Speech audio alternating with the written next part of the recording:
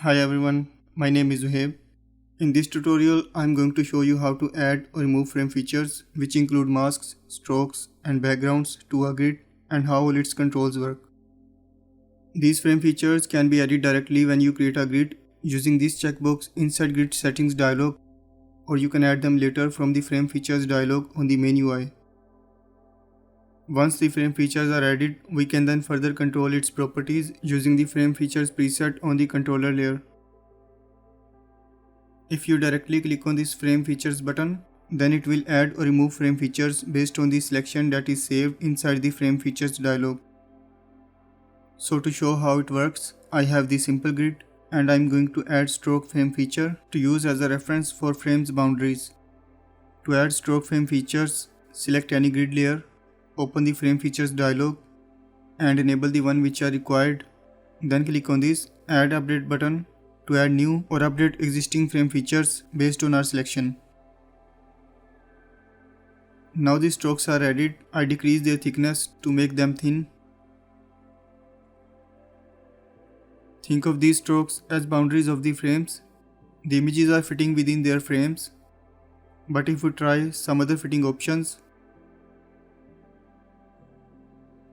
you can see how the item is pushed from top and bottom to fill the frame, and the same will happen in fit by width.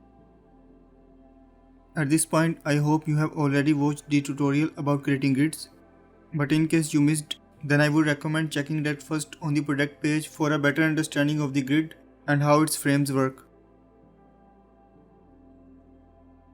Frames are actually cells in the grid in which each item resides. I am changing the fitting back to fit to frame and will visit these again shortly. Now I am going to add the remaining frame features to discuss these all in detail.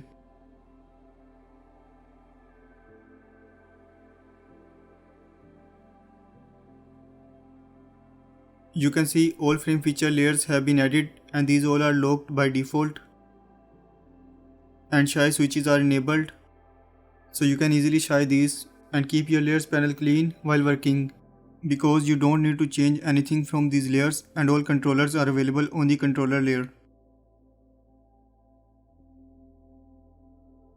I'm going to disable the shy switch for now to keep these layers visible for you to reference. I'm also disabling some of these features visibilities and will enable them on their turn.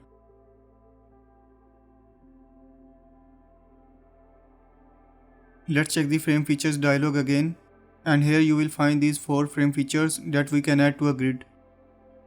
With the add mask checkbox, you can add masks to the frames so the exceeding pixels of the item will get clipped into its frame's mask. As you can see, if we now change to any fitting option, the items will only be visible inside their frames. Then we have the mask background option that will add a background behind the above added mask and will show behind each item. Let's enable it from frame features controls. You are not seeing these because items are covering these, and to see these items should have transparent pixels or their sizes should be less than the frame size. So if we set to any other fitting option where it has empty pixels around, you can see the background here.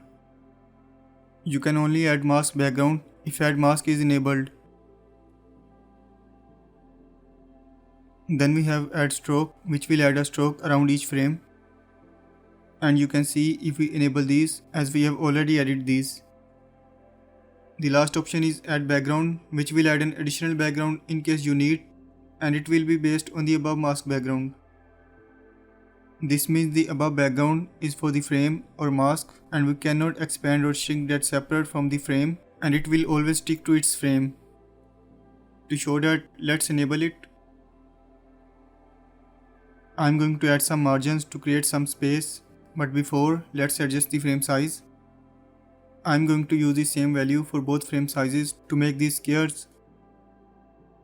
Now add margins. Let's disable this checkbox to use both margins with different values. I'm using 200 for margin in X and around 98 for margin Y. Now if we shrink or expand, you can see it is expanded from the frame because it is a separate background. But if we change the fitting option to something like fit to frame, then you can see this mask or frame background behind each item, and it will stay inside its frame. To remove all these frame features, you can hold the Control or Command key and click on the same button to execute its second operation of removing all frame features.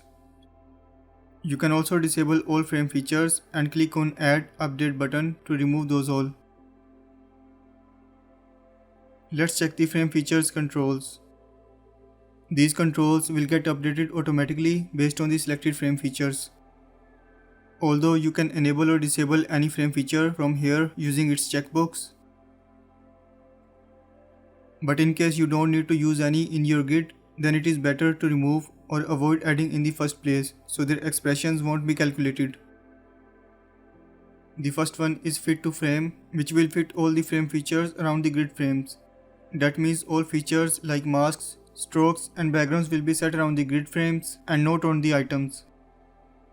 But if you disable this checkbox, then all these features will stick around the items boundaries instead of frames, including masks. You can use this if you want to use these features on your items boundaries instead of grid frames. These fitting options still control the scaling and fitting of these items according to their frames, and if I change these, you can see all the frame features will always stick to their items.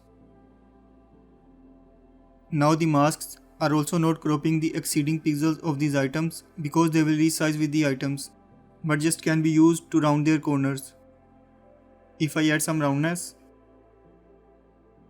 you can see how the items corners have been rounded, but when we enable again, then the frame's corners will be rounded instead, and the frame features will shift back to the frames from the items. Then the next property is Scale with Item, which allows all the frame features to scale with items. If you scale the items without enabling it from Grid Controls Transform Properties, you can see the frame features aren't scaling with the items but only the items inside. But if we enable Scale with Item and then change the scale again, you can see how these frames are getting scaled with the items now.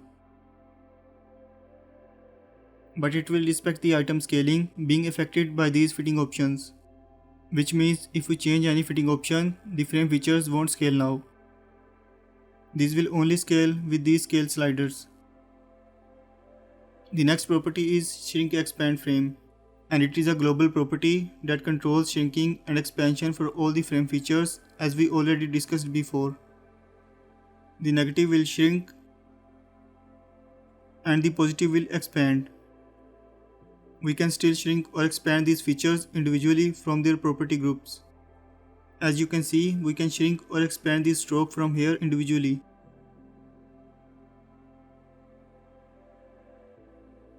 Then the next property is Roundness that we already checked.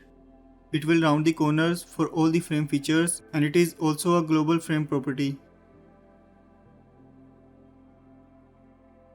The next one is the Mask Settings Properties group. It can be used to make the mask or frame visible by adding a background. And we can still add masks without adding this mask background by disabling its checkbox. You can enable or disable mask background visibility and change color or its opacity from here. After this, we have Stroke Settings Properties group. Here you will find all the settings that you can change or animate for the stroke feature layers. You can disable the stroke entirely, can change its color, you can adjust its width, shrink or expand it,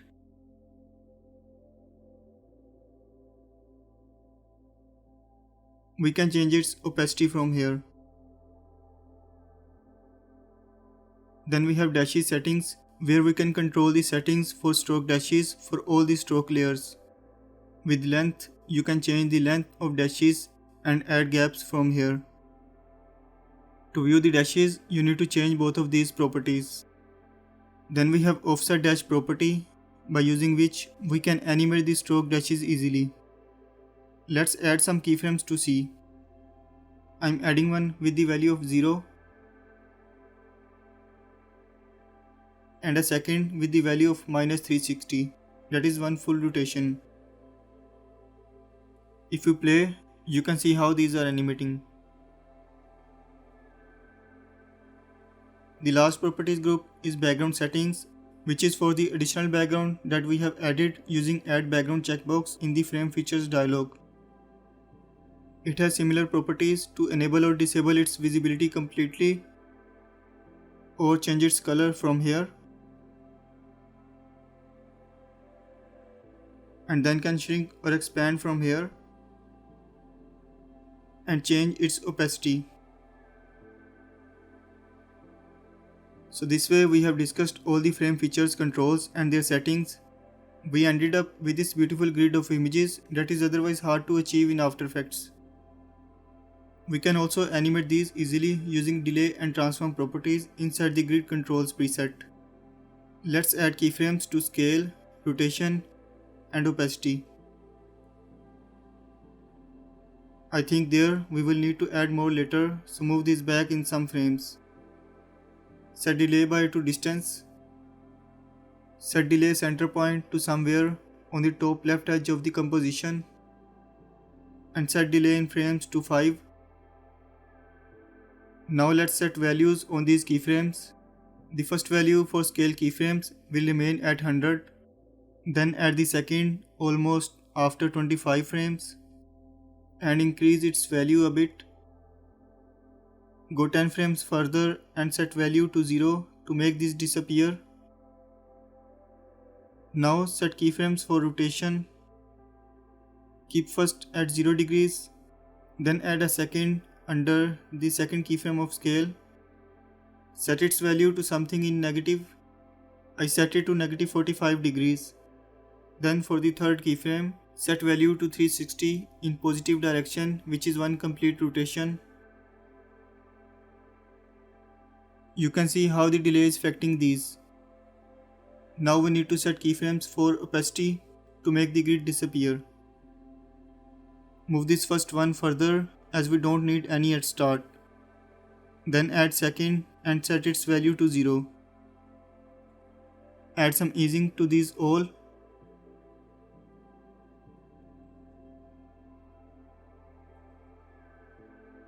To something like this. Now let's play this to see the animation.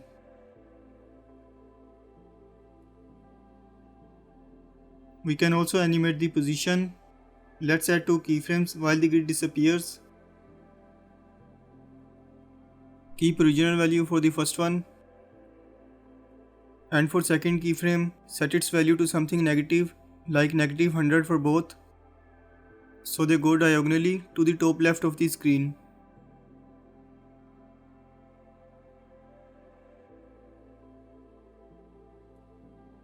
Set its easing to something like this.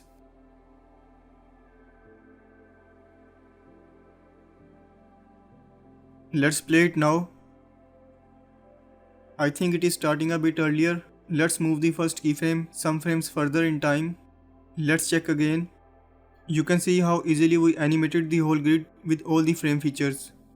I have shown a simple example, but you can create beautiful animations using these properties. Or can animate in or out your grids with these delays and transform properties. So that was it for this tutorial and I hope it was helpful. You can reach out for any further queries. Thanks for watching and see you later.